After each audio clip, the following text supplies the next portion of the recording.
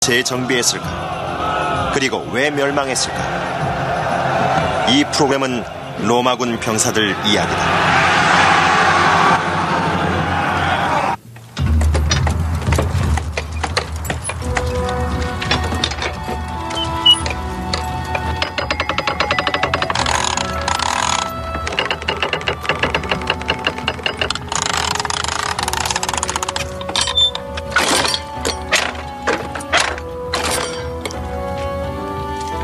마을이나 도시를 포기하라는 로마군의 항복 요구를 거절했던 고대 사람들이 마지막으로 본 것 중엔 이런 무기들이 포함되어 있었을 것이다. 포위 공격은 로마군이 제국의 영토를 넓히고 지키는 데 이용했던 효과적인 방법 중 하나였다. 그리스 것을 응용해서 만든 포위 공격 무기 덕에 로마군은 다양한 전쟁 방식을 구사할 수 있었다. 무거운 돌을 날려보내는 이 투석기는 발리스타라고 불렀다. They're really designed to batter away at either bodies of men or particularly gateways, stone walls. It would take a long time to knock down a decently built stone wall, but you can lob the balls over the walls and hit the defenders who are hiding behind. Now the machine gets its power from twisted skeins of rope, which in ancient times were made of sinew or horsehair, and through each skein of rope goes an arm. So it's already under tension, and as they wind it back, the arms are put under increased tension.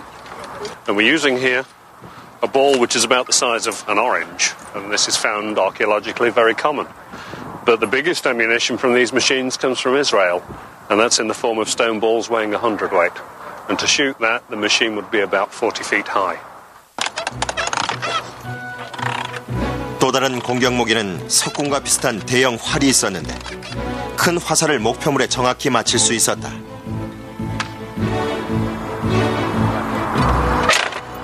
It's designed to shoot arrows, but an arrow far bigger than you could shoot with a handheld bow. And it's an arrow like this. It's heavy. It's got a large square-shaped tip which would penetrate armor, penetrate shields, penetrate men. We know that when battering rams and siege towers we used machines like this were positioned in them to give that covering fire as the machine moved towards the walls.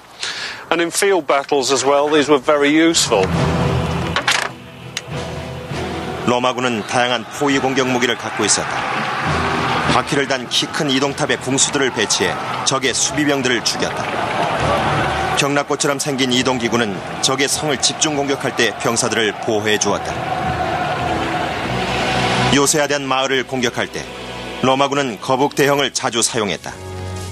방패로 보호막을 만들어서 그 밑에 들어가 진격하면 적의 성벽에서 쏟아지는 화살비를 막을 수 있었기 때문이다. 다양한 무기와 전술 때문에 로마군의 공격을 막아낼 수 있는 고대 마을이나 도시가 없었다. 게다가 로마군에게 대항하면 사륙당하고 파괴당했다.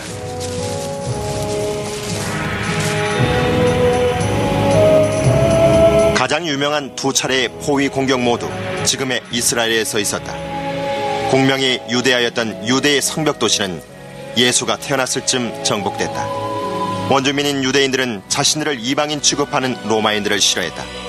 때문에 서기 66년 로마의 총독이 유대교 신전에 돈을 요구하자 폭동이 일어났다. 로마군은 3년간이나 싸운 후에야 예루살렘의 유대 성체를 포위했다. 그리고 신전 주변을 감싸고 있는 세 개의 도시 성벽을 통과하는 데 다시 넉 달이 걸렸다. 로마군은 거대한 돌을 성 안으로 날려보냈다.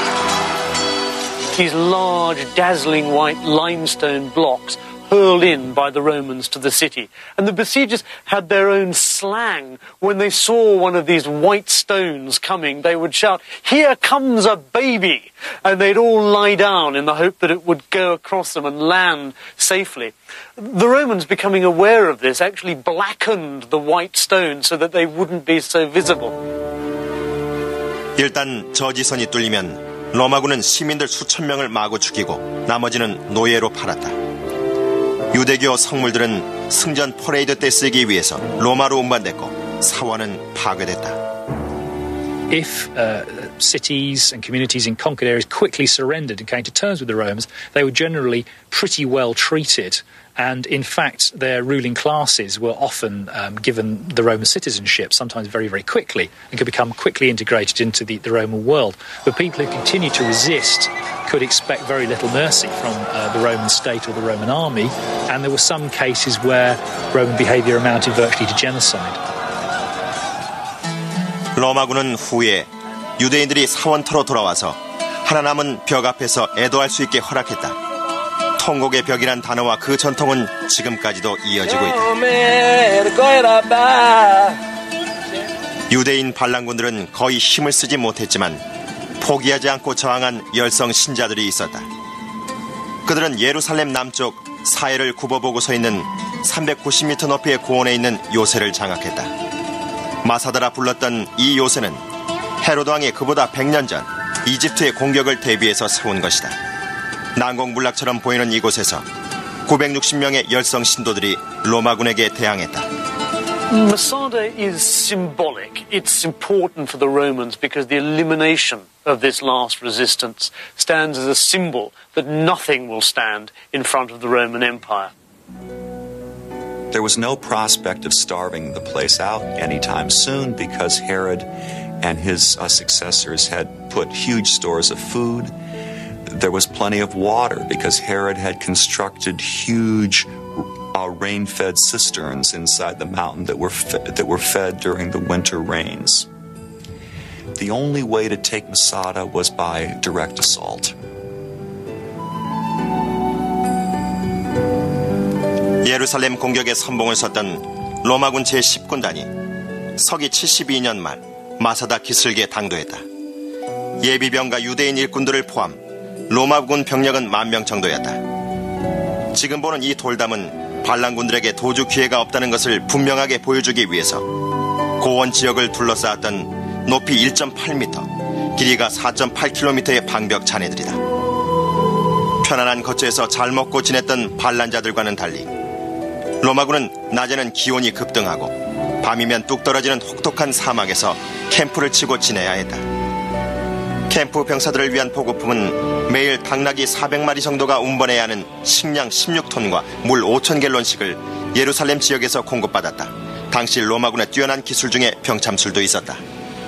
It's incredibly important, as was seen in the Gulf War, where millions of tons of equipment had to be moved in just so that the army could do its job. And the Romans were acutely aware of this, and their logistical organisation was really very good for the period, considering their limited technology. And of course, that is one of the main reasons they built all those roads, was to keep the army capable of moving and to keep it fed and supplied. Without these logistical skills, the Roman Empire couldn't have been maintained. 로마군 제10군단의 문제는 어떻게 고원을 공격하느냐였다. 고원은 390m 높이의 가파른 절벽 위에 자리 잡고 있었지만 한 가지 가능성이 있었다. 고원지대 서쪽은 높이가 75m에 불과하고 바위로 돼 있어 공격 무기를 운반할 수 있었기 때문이다. 로마군과 일꾼들이 이동 보호막으로 적의 화살과 창 공격을 막으면서 경사로를 만들기 시작했다. 현장에서 돌무더기가 발견된 걸 보면 유대인 수비군들은 방어를 위해서 돌멩이를 사용했음을 알 수 있다. 결국 로마군은 정상 요새에서 45m 거리까지 접근했다. 경사로 건설에 걸린 시간에 대해서는 지금도 논쟁이 분분하다. The popular view is that the siege of Masada lasted for 2 or 3 years. I don't think there's any reason to think that the siege lasted more than 4 to 8 weeks. Most Roman sieges were fairly short. Siege of Jerusalem, one of the most hardest fought of ancient times, took 4 months.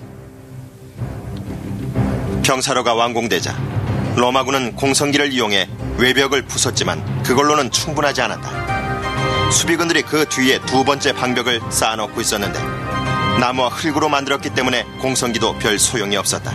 The Romans responded by setting fire to the Jewish wall. And this seemed to work initially, but at one moment the fire blew back and looked like it might burn all the Roman siege engines. But as Flavius Josephus, who recorded this, said, God was on the Roman side and the fire blew in and burnt down the Jewish wall. 로마군은 공격하기 위해서 날이 밝기만을 기다렸다. 성한 사람들은 포로가 되면 어떤 일을 당하는지 잘 알고 있었다. In most cases, rebels were enslaved, but they also might have been killed, even crucified, or sent to fight in gladiatorial games. 그래서 반란군은 스스로 운명을 결정지었다. 그들은 여자와 아이들을 죽인 다음 서로를 죽이기로 결정했다. 동이 트고 로마군이 성 안으로 몰려들어왔지만 사방이 조용했다. 그때 숨어있다가 대량 학살을 모면한 여자 2명과 5 아이들이 발견됐다. 로마군들은 그들에게서 상황 설명을 들었다. It's to the Romans' credit that they were amazed that this had happened, that they felt even in their victory there was an element of defeat. 마사다는 유대인 봉기에 종지부를 찍었다. 그러나 60년 후 로마인이 예루살렘의 유대 신전 폐허에 정착촌을 세우기로 결정하자 다시 폭동이 일어났다. 유대인 반란군들은 4년 동안이나 로마군과 싸우면서 수천 명이 목숨을 잃었다. 생존자들 대다수가 유대아에서 추방되면서 유대인들이 사방으로 흩어졌다.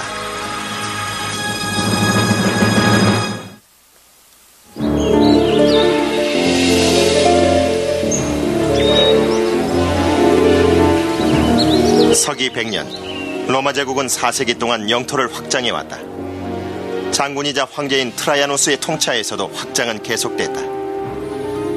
그는 지금의 루마니아인 다키아를 합병했고 아르메니아와 아라비아를 점령했으며 서기 116년에는 현재의 이라크 깁스키까지 진군해 페르시아만까지 이르렀다. 하지만 로마군에겐 새로운 정복지들을 다스릴 여력이 없었다. 서기 117년, 트라야누스 황제가 죽고 하드리아누스 장군이 왕위를 계승했다. 하드리아누스는 확장 정책을 번복, 이라크에서 철수하고 제국의 국경선들을 확정했다. He had seen the human cost of that and how difficult it was for the Romans to expand any further into lands which were apparently more capable of resisting them. 하드리아누스는 지도에 국경선을 그렸을 뿐 아니라 국경이라는 증거를 확실하게 만들었다. 독일의 일부 다시 만들어진 것도 있지만 높이 2.7m짜리 말뚝 울타리가 라인강과 다뉴브강 사이 560km 구간에 세워져 있다. 목적은 게르만족의 침략을 막는 것이었다.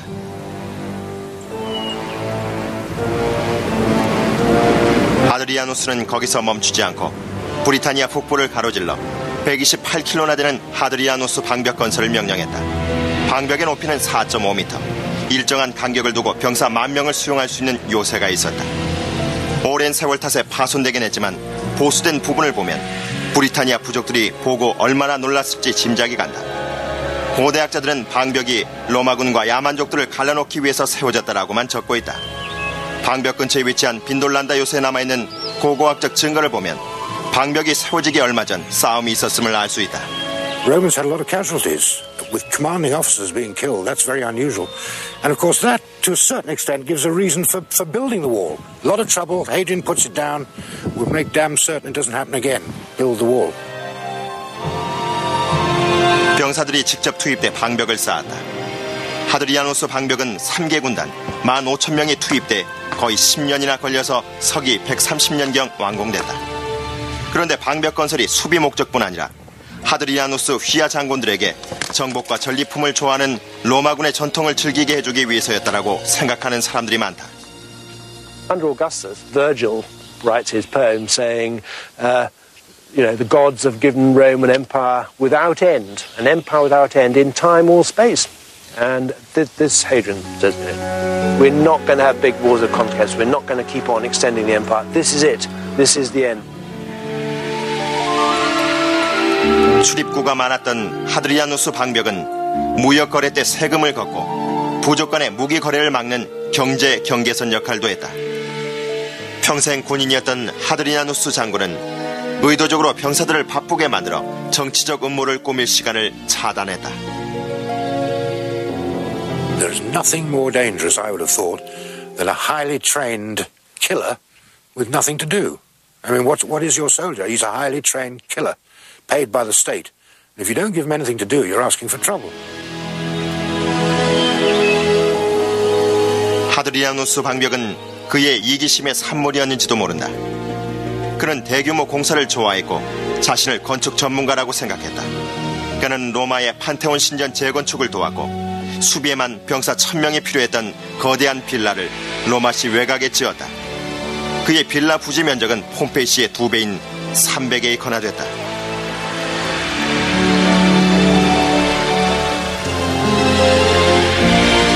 하드리아누스 방벽과 다른 방벽들이 로마 제국 국경선의 상징이긴 했지만 엄격하게 지켜지진 않았다.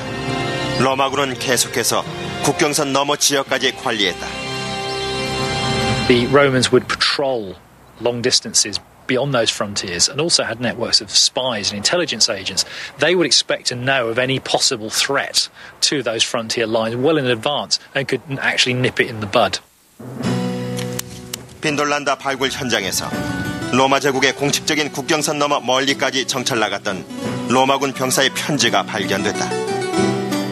And he actually writes into our commanding officer saying that they've done their job. Should the men be dispersed back to their units, or should they all be brought back to Vindolanda? But the real point of his letter has got nothing to do with that. The real point of his letter is that the men have run out of their beer supplies. He's asked for more. They haven't come. Why not? 로마군이 수많은 국경선을 정찰하는 다른 방법으로 해군이 있었다. 이 로마군 함선의 잔해는 1981년 독일의 라인강 둑에 묻혀있는 것을 호텔 부지 공사를 하던 인부들이 발견한 것이다. 발굴품들을 바탕으로 로마 시대 예술품을 참조해서 전문가들이 독일 마인즈에 있는 해군 박물관에 로마 함선의 실제 크기 모형을 제작해 전시하고 있다. The Romans largely used oared warships, galleys. And these were crewed actually not by slaves, as Ben-Hur has suggested, but actually by free sailors and marines. So a typical warship was actually quite small in the imperial period, maybe with a crew of not much more than 50, with its own individual officers and, of course, a captain. And a vessel like that would largely be used for maritime patrolling, keeping an eye on possible piracy and practices like that. 로마 함선을 그대로 본따 만든 이 배는 길이가 19.5m에 노젓는 사람은 32명이고 바람이 좋을 때는 시속 12마일로 운항할 수 있다. 이 배는 노젓는 사람 외에 병사들도 태우고 라인강의 문제 지점들을 순시하곤 했다.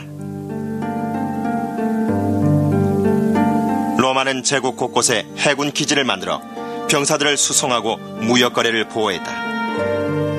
로마 제국 역사를 보면 로마군은 큰 해전이 별로 없었다. 카르타고와 이집트를 정복한 후에는 해군력도 크게 필요하지 않았다.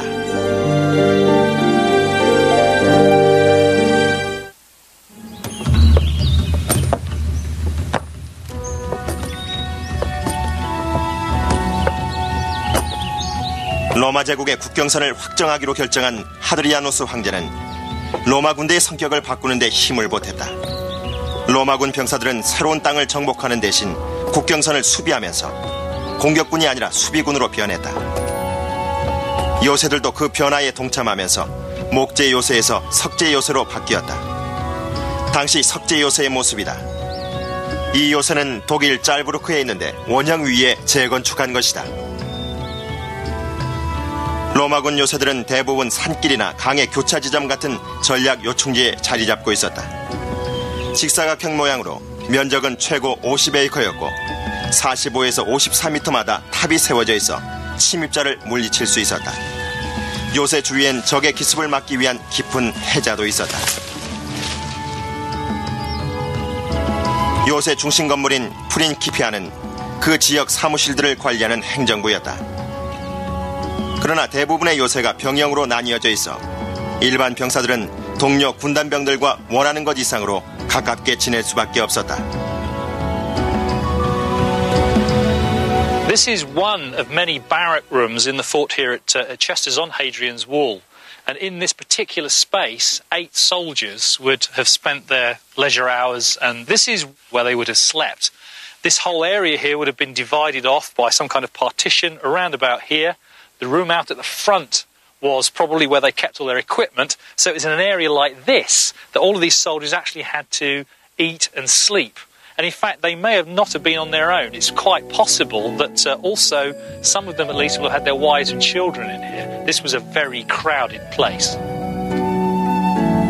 직업장교인 백부장들의 숙소는 사병들에 비해 훨씬 넓었고 또 고급이었다. In comparison to the spaces lived in by ordinary soldiers, a centurion had a whole house to himself. This large rectangular foundations here are the remains of one such centurion's house here at Chester's. And you can see there are a number of rooms. He had a separate living room, kitchen, storage facilities, bedroom. There was plenty of space for him and his family, his wife, his servants, all to live in together. And this actually reflects in stone the great difference in social standing between an ordinary soldier in one of these barrack rooms and a centurion. Centurions were paid at least 20 times as much as ordinary soldiers and had living accommodation appropriate to their standing. 지휘관들의 숙소는 귀족 신분을 보여주듯 시골 별장처럼 보였다. 하드리아누스 방벽에 있는 빈돌란다 요새에서 중앙 난방 시스템이 발견된 게 좋은 예다. The hot air, which is the furnace must be next door, in comes the hot air, circulates around the pillars, and then it comes up through the walls. Now, in here we know there's a wall vent, there's another one here, and the hot air is drawn up through the walls and then out through the top. It's actually a very efficient heating system for a house. With one proviso, you do need half a dozen slaves to keep the boilers going. 로마 사회의 엄격한 사회 질서 때문에 사령관들은 병사들과 어울리지 않았다. We've got the remains of the social diary of our commander Flavius Cerealis, covering a period of 2.5 years. And in that course of that time, he is giving quite a lot of dinner parties. Dinner parties for the governor of Britain when he comes here, dinner parties for fellow commanding officers, and once rather nicely a dinner party for his veterans, the soldiers who just recently retired. But there's no hint of all other ranks coming in and eating at the commander's table. 일반 사병들과 달리 사령관은 공식적으로 요새 안에서 가족들과 함께 살 수 있었다. 그 사실을 뒷받침하는 증거도 남아있다. Here are the shoes of his wife, and it's so rare for us to be able to say that little slipper belongs to Sulpicia Lepidina, wife of Flavius Cerealis. She has a very distinctive shoe size. Look at all these little indentations here. The shoe is stamped with the name of the maker, Lucius Aebutius Thales, and a sort of maple leaf stamped on it as well. And we've got several of her shoes, all the same little size. They have their 3 children with them there. And here's the little one's little boot. Now, that is a very expensive little boot. That's all hand-carved out of a single piece of leather. And he's even got his little studs in the bottom. And you can see how he's been going over on his heel, sort of dragging his typical small boy, I would think. 국경 지방에 있는 로마군 요새들은 자급자족하는 마을과 비슷했다. 거의 모든 요새마다 하드리아누스 방벽의 체스터스에서 발굴된 이 같은 목욕탕이 있었다. 로마인들은 목욕과 위생 문제에 광적이었고 목욕 순서도 복잡했다. 병사들은 휴식 공간을 목욕실로 이용하면서 군 생활의 긴장을 풀었다. 이곳은 독일의 잔텐에 있는 로마 시대 목욕탕이다. We are in the bathhouse. Soldiers entered in this room. That's the changing room. They undressed and put their clothes in these boxes and went to the next room, to the bathroom. This is where they used to come first to get clean. They put oil on their skin, and with this scraper, they took the oil off, they washed themselves, and they went into the bath. So this is the warm water bath. It was kept at 100 degrees Fahrenheit by the furnace, which is next door. So people stayed in this warm water. After finishing, they went to the next bath, which is the cold bath. This is the cold bath, and Romans believed that it was good to take a cold bath to improve the blood circulation. So after finishing their bath in the cold water, they went to the club room.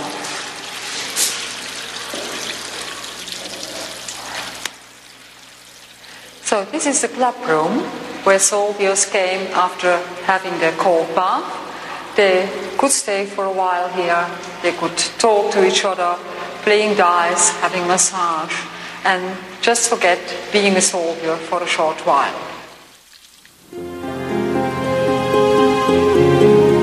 배관 시설의 또 다른 놀라운 예가 공중 화장실이다. 변기는 작은 지붕만 있는 탁 트인 공간에 60cm 간격으로 촘촘하게 놓여있다. 아직 화장지가 발명되기 전이었기 때문에 병사들은 막대기에 껴있는 스폰지로 뒤를 닦은 다음 그걸 앞쪽 물이 흐르는 수로에서 씻었다. 병사들의 여흥을 위해서 많은 요새들이 독일 잔튼에 재건축한 이곳처럼 원형극장을 지어놓았다. 원형극장에선 종교적 제물의식을 포함해 특별한 축제와 다양한 로마식 경기가 열렸다. 검투사 시합도 그중 하나였다. 평화가 오래 지속됐기 때문에 국경 지방의 병사들에게는 오락거리가 필요했다. I would have thought that most Roman soldiers serving on the wall here, doing their full 25 years, might never cast a spear in anger in the whole of that time. 병사들이 많은 시간을 서류 작업에 썼기 때문에 요새마다 수천 톤의 서류가 쌓였다. 그 중에 한 로마군 요새에서 훼손되지 않고 기적적으로 남아있는 서류들이 있었다.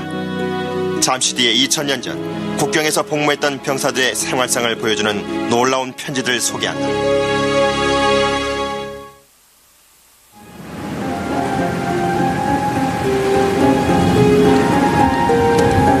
영국 북부에 있는 로마군 요새에서 고고학자들이 병사들이 쓰던 소지품을 발굴하고 있다. 발굴품들은 로마 병사들의 생활상을 그대로 보여주고 있다. 빈돌란다 요새 진흙탕 깊은 곳에서 병사들 편지 수백 통이 출토됐다. Here is an example of a document written in ink on specially prepared wood. It's either alder or birch, local wood that they've specially created these tablets for. We don't work from the originals at all. We work entirely from the infrared photographs because they show up so much more than you can see with the naked eye. Direct messages from the past. There's a lovely one, and that is from an officer, our commanding officer, a draft letter going out from here saying, "When I was with you, I left behind all my hunting nets. Please send them on to me, namely my special drag nets for swans, the small nets for thrushes," and, so it goes on. This extraordinary letter coming in to a soldier saying, "I am sending you a parcel of some socks, 2 pairs of shoes," and then it said subligaria. Now, subligaria is a very rare word, and that had people thumbing through all the dictionaries. It does appear, I think, in a fairly rare poem of the poet Catullus. It's underpants.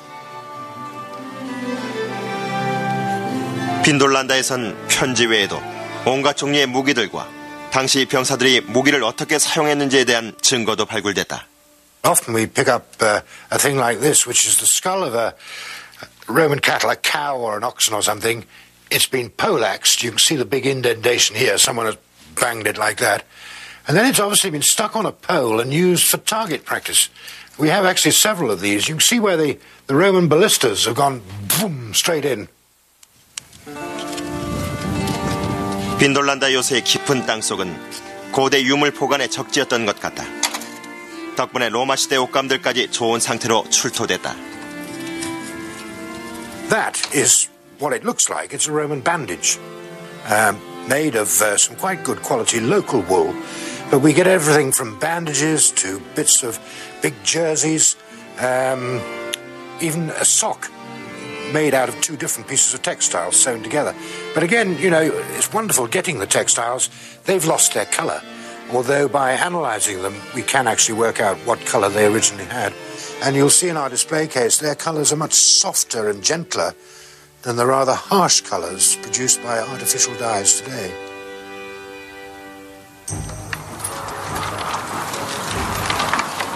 야만족들과 싸워야 했던 로마군 병사는 언뜻 생각하면 위험한 직업같이 생각된다. 그러나 실제로 로마군 병사들은 40살 정도까지 산 비율이 보통의 로마 남성보다 높았다. 병사들은 좋은 숙소에 훈련을 받았고 도시인들보다 잘 먹었다. 그들은 매일 일정량의 옥수수와 포도주, 식초와 소금, 야채, 닭고기, 생선, 그리고 치즈까지 배급받았다. It's interesting that bad food, which is one of the constant complaints of soldiers through the ages, is not mentioned in any of our sources as a complaint of Roman soldiers. 병사들이 오래 살 수 있었던 또 다른 이유는 적절한 의료 혜택을 받을 수 있었기 때문이다.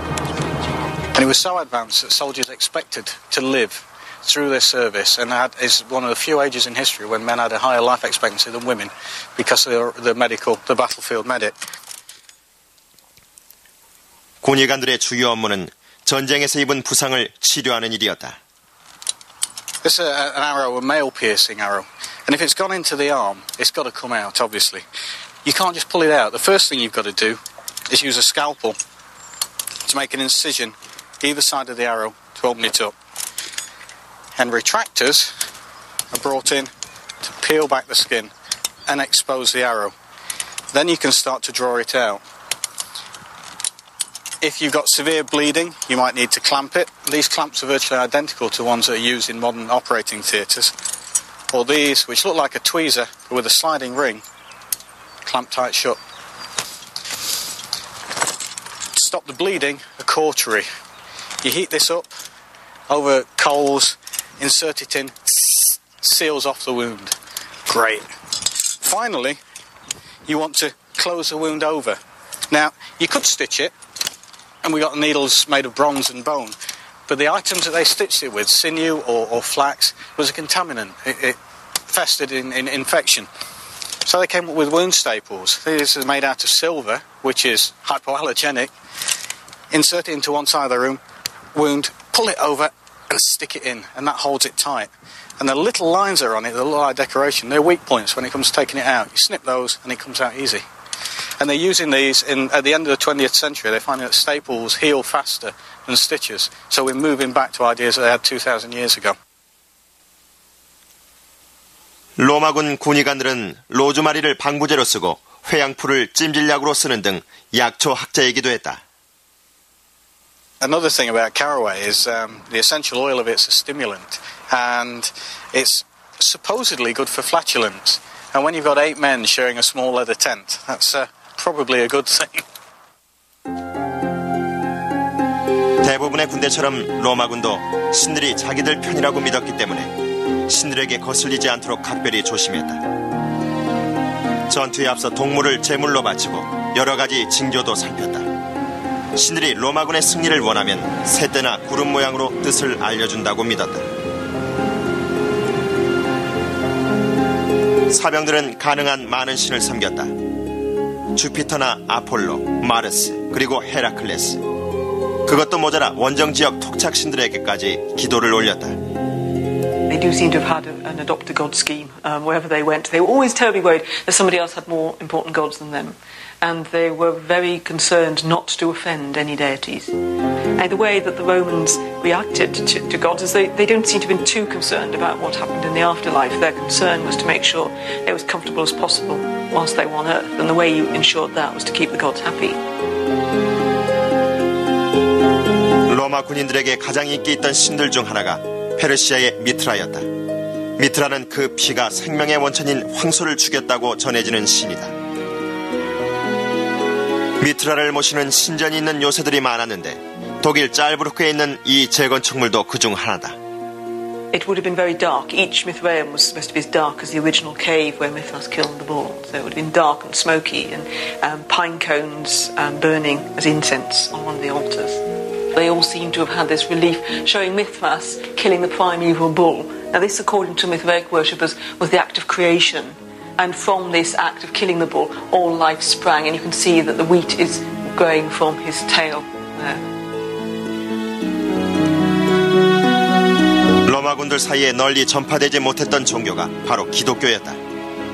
기독교는 서로마 제국의 종말이 가까워오는 300년경이 돼서야 비로소 제국의 국교가 됐다.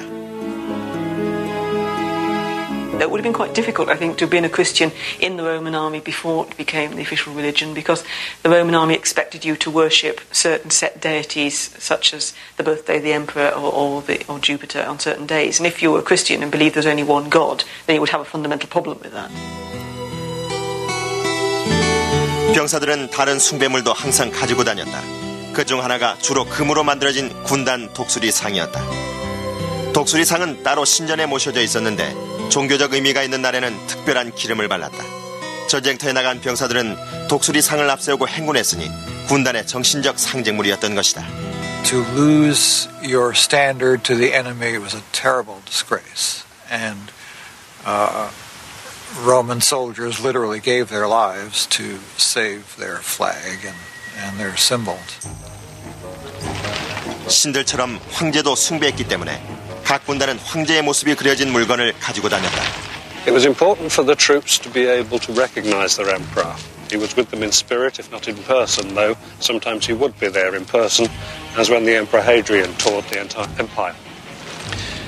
Emperor worship was also an important part of Roman religious life. As well as worshipping their gods, the soldiers would worship their emperor. 황제들이 병사들로 하여금 자신을 알아보게 만드는 방법 중 하나로 병사들이 월급으로 받는 동전에 얼굴을 새겼다. 이어지는 내용은 로마군 병사들이 급료를 어떻게 썼는지, 그리고 그게 유럽 지도에 어떤 변화를 가져왔는지에 대해 알아본다.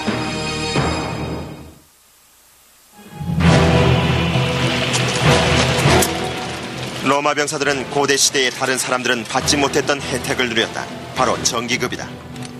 군단병들은 중산층과 맞먹는 급료는 물론 충성심을 확고히 하기 위해 황제가 주는 보너스까지 챙겼다. 목적을 강화시키기 위해서 황제들은 영국 북부 빈돌란다 요새에서 발견된 동전들처럼 자기 얼굴을 동전에 새겼다. There is a nice sestertius of the Emperor Trajan. Fairly normal coin on a find on many sites. It's all green and mouldy, but that is how Roman coins normally come out. But on a site like this, where we've got these rather special levels buried deep down, that is the same issue of coin coming from the early levels. I mean, you know, you'd think that was gold, but it's not. It's a nice shiny bronze coin in excellent condition, no corrosion, nothing. 병사들의 저금은 요새 특수 금고실에 보관됐다.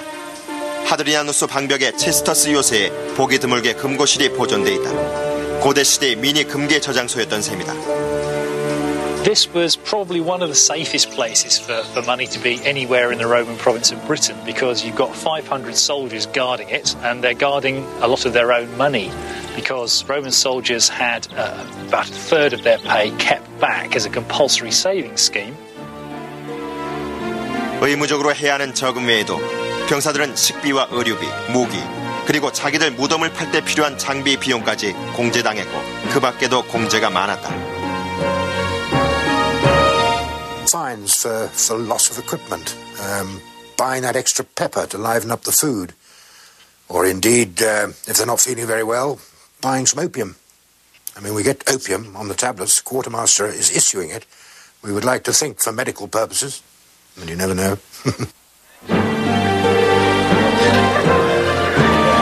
고대 시대는 정기급이 드물었기 때문에 로마군 병사들이 가는 곳마다 그 지방 시민들이 가까이 모여들었다.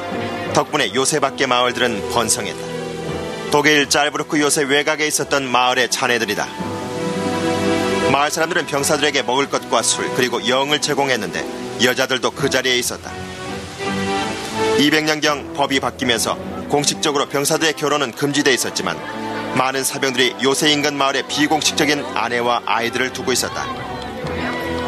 그런 일이 허용된 이유는 장차 병사들의 아들이 신병이 될 것이기 때문이었다. 요새가 없어진 후에도 명맥을 유지했던 몇몇 마을은 대도시로 변했다. 독일의 콜론과 본, 영국의 요크가 그 예다. 많은 병사들이 퇴역 후에도 멀리 떠나지 않고 복무했던 근무지 가까운 곳에 그냥 머물러 살았다. 그런 마을 중에는 로마 제국의 공식 식민지가 된 곳들도 있었다. The Roman government, as an act of policy, planted large numbers of veteran soldiers in a new city called a colony, Colonia, and often these were actually converted military bases, so a military base directly becomes a city. 제국 곳곳에 작은 로마 같은 식민지들이 생겨났다. 퇴역 군인들에게 살 곳을 마련해주면서 안전하고 로마화된 도시를 만든 것이다. 그 예가 프레주스다. 지금은 프랑스령 리비에라에 있는 현대 도시지만 처음엔 해군 기지이자 아우구스투스 황제가 퇴역 군인들과 시민들을 위해 만든 식민지라는 두 가지 목적으로 세워졌다.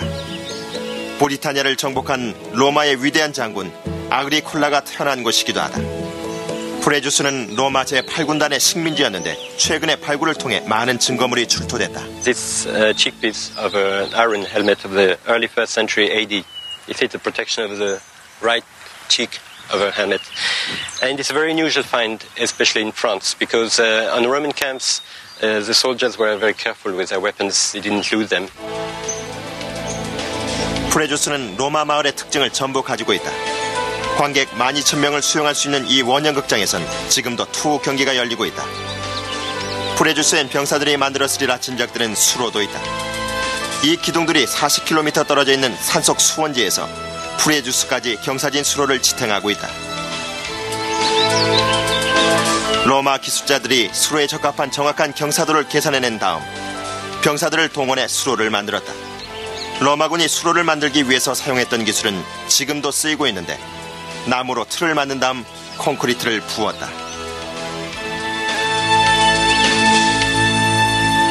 They just had to put some planks here inside the channel, and then they had the mold, internal mold for it, and then they could pour the concrete between the two parts, just as we do now with the concrete. You know, the Romans used the concrete in the same way as we do. 병사들의 건축술은 제국의 모습을 바꾸는 데 큰 힘이 됐다. 병사들은 요새나 하드리아누스 방벽 같은 군사 구조물뿐 아니라 유럽 전역과 중동 지방에 이르기까지 아름답고 튼튼한 민간 건축물을 만들어 자신들이 정복한 지역에 로마의 흔적을 확실하게 남겼다. 그런데 그 같은 문명의 전파가 로마인들에게 생각지도 못했던 불행을 몰고 왔다. 발달된 문명이 국경 밖에 사는 야만족들의 시기심을 자극했다. 그리고 결국 로마 제국은 그들의 발밑에 무릎을 꿇고 말았다.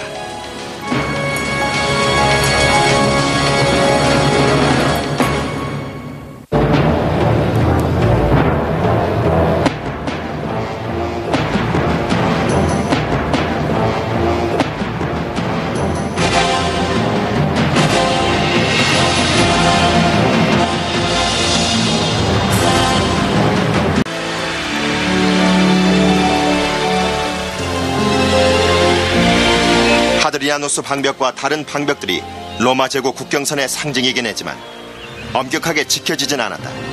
로마군은 계속해서 국경선 너머 지역까지 관리했다. The Romans would patrol long distances beyond those frontiers and also had networks of spies and intelligence agents. They would expect to know of any possible threat to those frontier lines well in advance and could actually nip it in the bud. 빈돌란다 발굴 현장에서 로마 제국의 공식적인 국경선 넘어 멀리까지 정찰 나갔던 로마군 병사의 편지가 발견됐다. And he actually writes into our commanding officer saying that they've done their job. Should the men be dispersed back to their units, or should they all be brought back to Vindolanda? But the real point of his letter has got nothing to do with that. The real point of his letter is that the men have run out of their beer supplies. He's asked for more. They haven't come. Why not? 로마군이 수많은 국경선을 정찰하는 다른 방법으로 해군이 있었다. 이 로마군 함선의 잔해는 1981년 독일의 라인강 둑에 묻혀있는 것을 호텔 부지 공사를 하던 인부들이 발견한 것이다. 발굴품들을 바탕으로 로마 시대 예술품을 참조해서 전문가들이 독일 마인즈에 있는 해군 박물관에 로마 함선의 실제 크기 모형을 제작해 전시하고 있다. The Romans largely used oared warships, galleys. And these were crewed actually not by slaves, as Ben-Hur has suggested, but actually by free sailors and marines. So a typical warship was actually quite small in the imperial period, maybe with a crew of not much more than 50, with its own individual officers and, of course, a captain. And a vessel like that would largely be used for maritime patrolling, keeping an eye on possible piracy and practices like that. 로마 함선을 그대로 본따 만든 이 배는 길이가 19.5m에 노젓는 사람은 32명이고 바람이 좋을 때는 시속 12마일로 운항할 수 있다. 이 배는 노젓는 사람 외에 병사들도 태우고 라인강의 문제 지점들을 순시하곤 했다.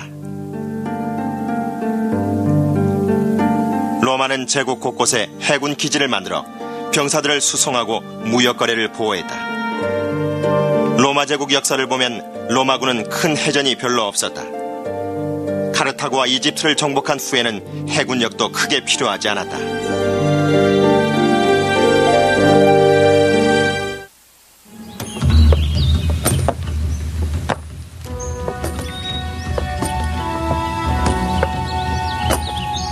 로마 제국의 국경선을 확정하기로 결정한 하드리아누스 황제는 로마 군대의 성격을 바꾸는 데 힘을 보탰다. 로마군 병사들은 새로운 땅을 정복하는 대신 국경선을 수비하면서 공격군이 아니라 수비군으로 변했다. 요새들도 그 변화에 동참하면서 목재 요새에서 석재 요새로 바뀌었다. 당시 석재 요새의 모습이다. 이 요새는 독일 짤부르크에 있는데 원형 위에 재건축한 것이다. 로마군 요새들은 대부분 산길이나 강의 교차 지점 같은 전략 요충지에 자리 잡고 있었다. 직사각형 모양으로 면적은 최고 50에이커였고 45에서 54m마다 탑이 세워져 있어 침입자를 물리칠 수 있었다. 요새 주위엔 적의 기습을 막기 위한 깊은 해자도 있었다. 성체를 포위했다. 그리고 신전 주변을 감싸고 있는 세 개의 도시 성벽을 통과하는데 다시 넉 달이 걸렸다. 로마군은 거대한 돌을 성 안으로 날려보냈다. These large, dazzling white limestone blocks hurled in by the Romans to the city. And the besiegers had their own slang. When they saw one of these white stones coming, they would shout, "Here comes a baby!" And they'd all lie down in the hope that it would go across them and land safely. The Romans, becoming aware of this, actually blackened the white stones so that they wouldn't be so visible. 일단 저지선이 뚫리면 로마군은 시민들 수천 명을 마구 죽이고 나머지는 노예로 팔았다. 유대교 성물들은 승전 퍼레이드 때 쓰기 위해서 로마로 운반됐고 사원은 파괴됐다. If cities and communities in conquered areas quickly surrendered and came to terms with the Romans, they were generally pretty well treated. And in fact, their ruling classes were often given the Roman citizenship, sometimes very, very quickly, and could become quickly integrated into the Roman world. But people who continued to resist could expect very little mercy from the Roman state or the Roman army, and there were some cases where Roman behaviour amounted virtually to genocide. 로마군은 후에 유대인들이 사원터로 돌아와서 하나 남은 벽 앞에서 애도할 수 있게 허락했다. 통곡의 벽이란 단어와 그 전통은 지금까지도 이어지고 있다. 유대인 반란군들은 거의 힘을 쓰지 못했지만 포기하지 않고 저항한 열성 신자들이 있었다. 그들은 예루살렘 남쪽 사해를 굽어보고 서 있는 390m 높이의 고원에 있는 요새를 장악했다. 마사다라 불렀던 이 요새는 헤로드 왕이 그보다 100년 전 이집트의 공격을 대비해서 세운 것이다. 난공불락처럼 보이는 이곳에서 960명의 열성 신도들이 로마군에게 대항했다. Masada is symbolic. It's important for the Romans because the elimination of this last resistance stands as a symbol that nothing will stand in front of the Roman Empire. There was no prospect of starving the place out anytime soon because Herod and his successors had put huge stores of food. There was plenty of water because Herod had constructed huge rain-fed cisterns inside the mountain that were fed during the winter rains. The only way to take Masada was by direct assault. 예루살렘 공격에 선봉을 섰던 로마군 제10군단이 서기 72년 말 마사다 기슭에 당도했다. 예비병과 유대인 일꾼들을 포함 로마군 병력은 10,000명 정도였다. 지금 보는 이 돌담은 반란군들에게 도주 기회가 없다는 것을 분명하게 보여주기 위해서 고원 지역을 둘러싸았던 높이 1.8m, 길이가 4.8km의 방벽 잔해들이다. 편안한 거처에서 잘 먹고 지냈던 반란자들과는 달리 로마군은 낮에는 기온이 급등하고 밤이면 뚝 떨어지는 혹독한 사막에서 캠프를 치고 지내야 했다. 캠프 병사들을 위한 보급품은 매일 당나귀 400마리 정도가 운반해야 하는 식량 16톤과 물 5,000갤론씩을 예루살렘 지역에서 공급받았다. 당시 로마군의 뛰어난 기술 중에 병참술도 있었다. It's incredibly important, as was seen in the Gulf War, where millions of tons of equipment had to be moved in just so that the army could do its job. And the Romans were acutely aware of this, and their logistical organisation was really very good for the period, considering their limited technology. And of course, that is one of the main reasons they built all those roads, was to keep the army capable of moving and to keep it fed and supplied. Without these logistical skills, the Roman Empire couldn't have been maintained. 로마군 제19날의 문제는 어떻게 고원을 공격하느냐였다. 고원은 390m 높이의 가파른 절벽 위에 자리 잡고 있었지만 한 가지 가능성이 있었다.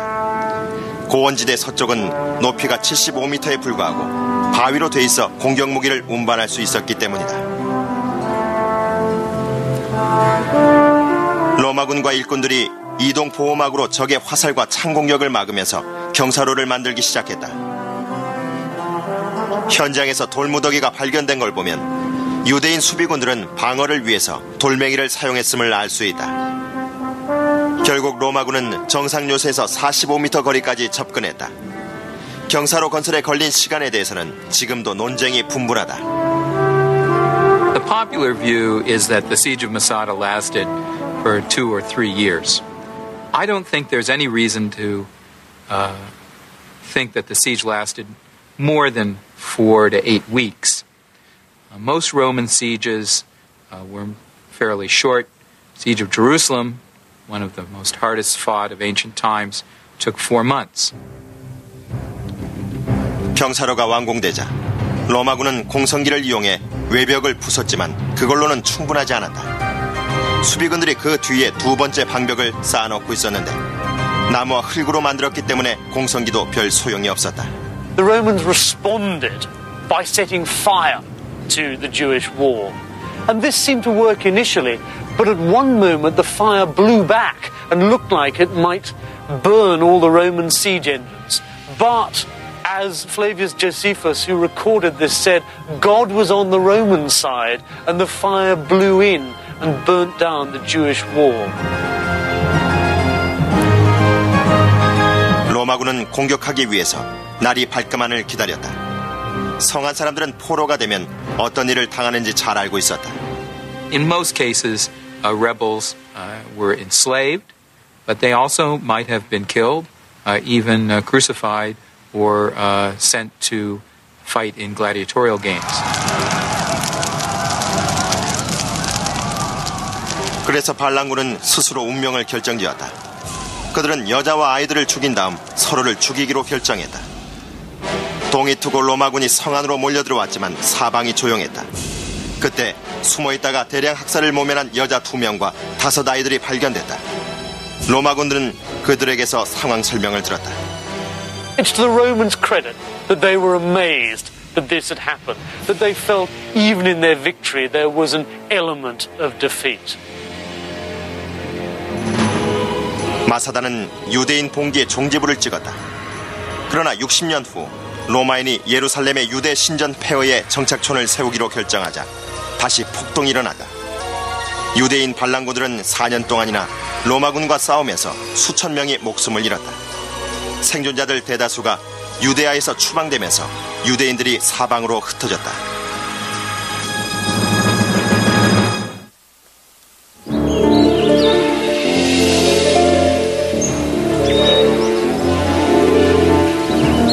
서기 100년, 로마 제국은 4세기 동안 영토를 확장해왔다. 장군이자 황제인 트라이아누스의 통치하에서도 확장은 계속됐다. 그는 지금의 루마니아인 다키아를 합병했고 아르메니아와 아라비아를 점령했으며 서기 116년에는 현재의 이라크 킵스키까지 진군해 페르시아만까지 이르렀다. 하지만 로마군에겐 새로운 정복지들을 다스릴 여력이 없었다. 서기 117년, 트라이아누스 황제가 죽고 하드리아누스 장군이 왕위를 계승했다. 하드리아누스는 확장 정책을 번복, 이라크에서 철수하고 제국의 국경선들을 확정했다. He had seen the human cost of that and how difficult it was for the Romans to expand any further into lands which were apparently more capable of resisting them. 하드리아누스는 지도에 국경선을 그렸을 뿐 아니라 국경이라는 증거를 확실하게 만들었다. 독일의 일부 다시 만들어진 것도 있지만 높이 2.7m짜리 말뚝 울타리가 라인강과 다뉴브강 사이 560km 구간에 세워져 있다. 목적은 게르만족의 침략을 막는 것이었다.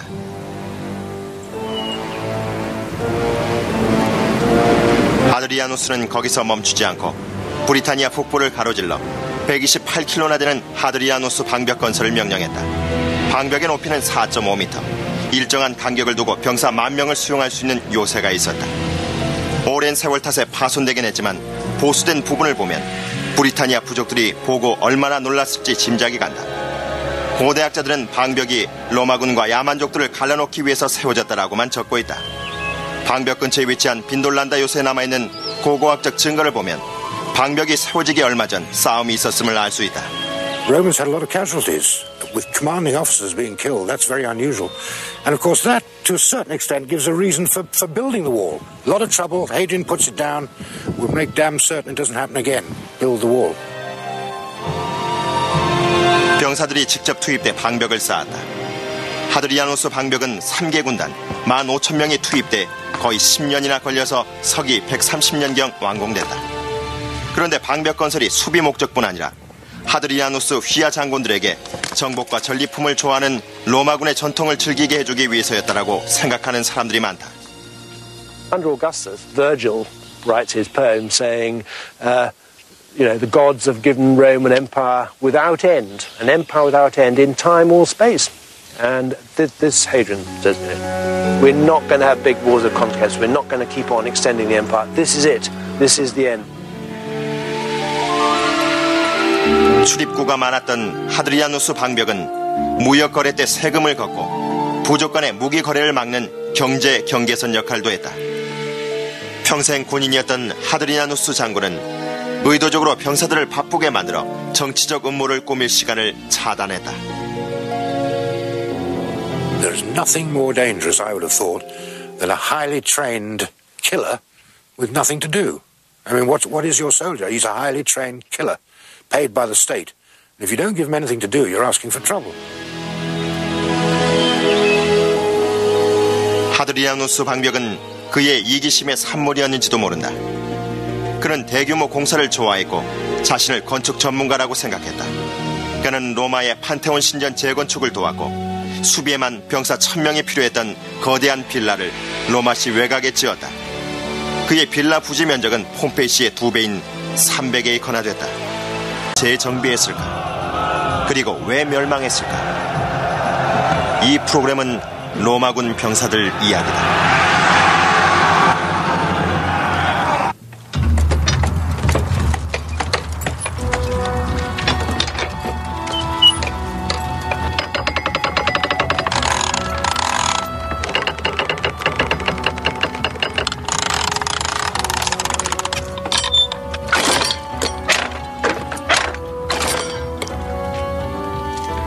마을이나 도시를 포기하라는 로마군의 항복 요구를 거절했던 고대 사람들이 마지막으로 본 것 중엔 이런 무기들이 포함되어 있었을 것이다. 포위 공격은 로마군이 제국의 영토를 넓히고 지키는 데 이용했던 효과적인 방법 중 하나였다. 그리스 것을 응용해서 만든 포위 공격 무기 덕에 로마군은 다양한 전쟁 방식을 구사할 수 있었다. 무거운 돌을 날려보내는 이 투석기는 발리스타라고 불렀다. They're really designed to batter away at either bodies of men or particularly gateways, stone walls. It would take a long time to knock down a decently built stone wall, but you can lob the balls over the walls and hit the defenders who are hiding behind. Now the machine gets its power from twisted skeins of rope, which in ancient times were made of sinew or horsehair, and through each skein of rope goes an arm. So it's already under tension, and as they wind it back, the arms are put under increased tension. And we're using here a ball which is about the size of an orange, and this is found archaeologically very common. But the biggest ammunition from these machines comes from Israel, and that's in the form of stone balls weighing 100 weight. And to shoot that, the machine would be about 40 feet high. 또 다른 공격 무기는 석궁과 비슷한 대형 활이 있었는데 큰 화살을 목표물에 정확히 맞힐 수 있었다.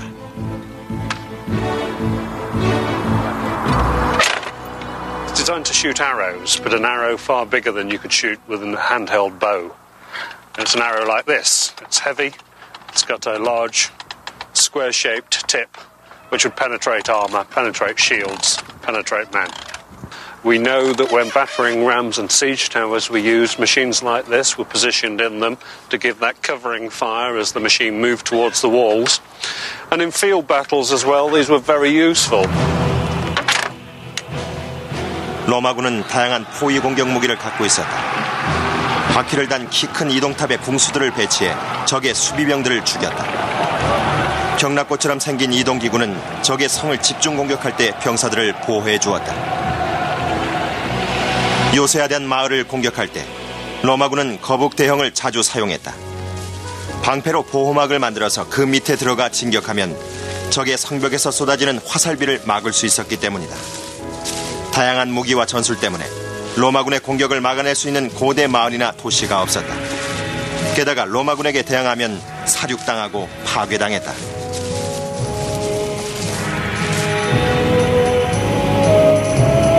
가장 유명한 두 차례의 포위 공격 모두 지금의 이스라엘에서 있었다. 공명이 유대하였던 유대의 성벽 도시는 예수가 태어났을 즈음 정복됐다. 원주민인 유대인들은 자신들을 이방인 취급하는 로마인들을 싫어했다. 때문에 서기 66년 로마의 총독이 유대교 신전에 돈을 요구하자 폭동이 일어났다. 로마군은 3년간이나 싸운 후에야 예루살렘의 유대